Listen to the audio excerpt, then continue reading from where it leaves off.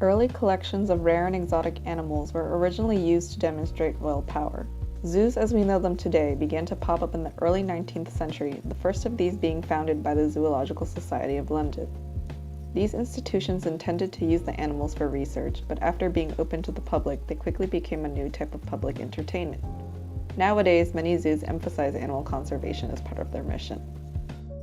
To fund these conservation efforts, zoos need a wealth of money which they obtain by relying on their patrons. These include both private donors and zoo-goers.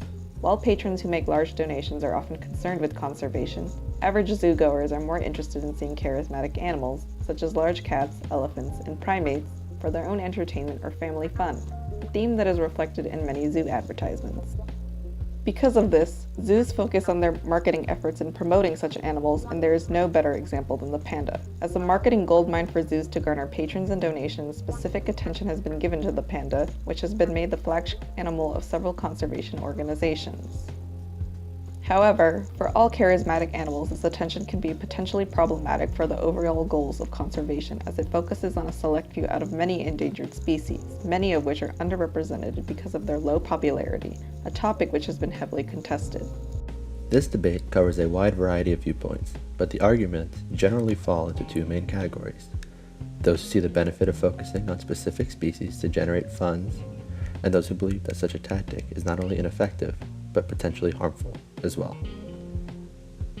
The complexity of these arguments is well represented by Serpell's axis, a graph that helps summarize people's conflicting attitudes towards animals by organizing them according to their affect, the affective or emotional response to animals, and utility, the animal's instrumental value. How different and even the same animals fit into these categories differs between individuals and can sometimes lead to contradictory responses. For example, those who support panda preservation recognize them as useful because they benefit humans by bringing in zoo funds and helping conserve other species as an umbrella species. On the affect axis, pandas rank strongly because of their apparent harmlessness to people and cute and charismatic appearance. This places them strongly in quadrant 1. By contrast, those who are against panda conservation programs do not recognize charisma as an important factor, and instead judge their worthiness by how capable they are of surviving on their own, and by taking a utilitarian-oriented, survival of the fittest approach to conservation. Within these bounds, those who are primarily against pandas recognize that pandas themselves are categorically useless, which detracts from their emotional value. They do not deny the appeal of pandas, but they do not see them as useful, which dampens that appeal and places them in quadrant 2. Opponents to the emphasis on charismatic animals claim they are toxic to conservation efforts as a whole. This side claims conservation biology has become a popularity contest, with animals such as pandas drawing inordinate amounts of attention and funding. Less popular animals are seen as less important, despite being more endangered or more ecologically valuable, even if they could be saved at far less of a cost. This bias can be seen even among scientific literature and research, where charismatic species dominate. It is a bias also propagated by some media, as seen in this clip by Minute Earth.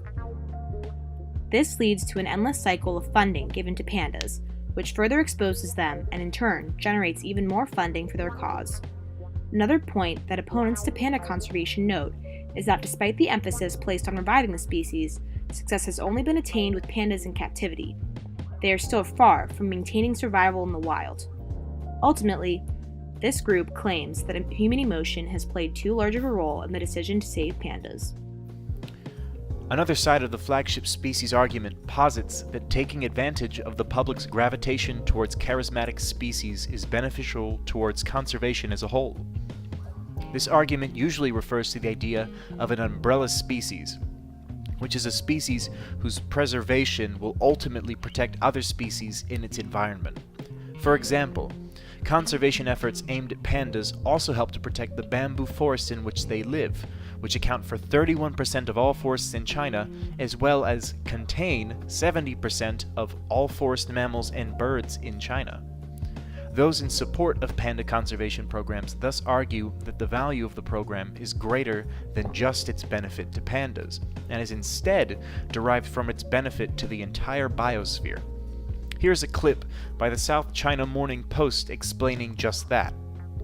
By making and supporting panda conservation programs, you are supporting panda reserves, which support all of the species under that umbrella, like the Tibetan macaque and the golden pheasant.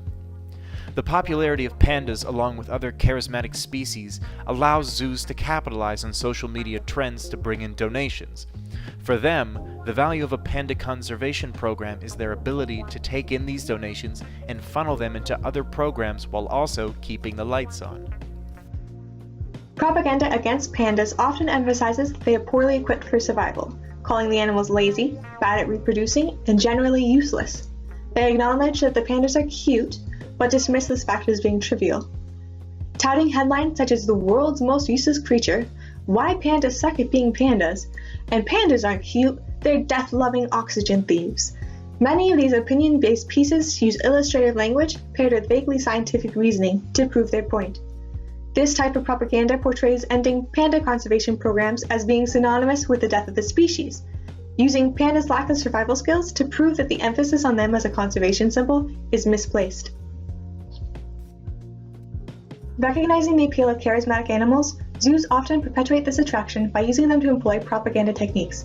This is apparent through Twitter feeds and advertisements associated with the Miami and Phoenix zoos, which use images of well-known charismatic animals and emphasize how fun they are to invoke familiar fun feelings that different forms of entertainment media have impressed on the public. Regarding the fun appeal, there are advertisements like those for the Phoenix Zoo that emulate advertisements for amusement parks. These use a visual bias to draw attention to the serious fun tagline by increasing the size of and changing the color of the text for fun, in comparison to serious. While the description does mention the educational component of the program, the primary emphasis is on making it appear to be an enjoyable experience. As can be seen from the conflicting views regarding pandas as a flagship conservation species, the issue of using specific species to garner funds for conservation efforts is a complex one. While protecting these charismatic species can have both direct and indirect benefits for other species, such efforts are not always efficient and may actually funnel money away from species that could be more effectively benefited. However, because of the sheer popularity of these animals, especially pandas, it is unlikely that reducing the focus on them will recur. So expect to see the continuation of panda exhibits in zoos for the foreseeable future.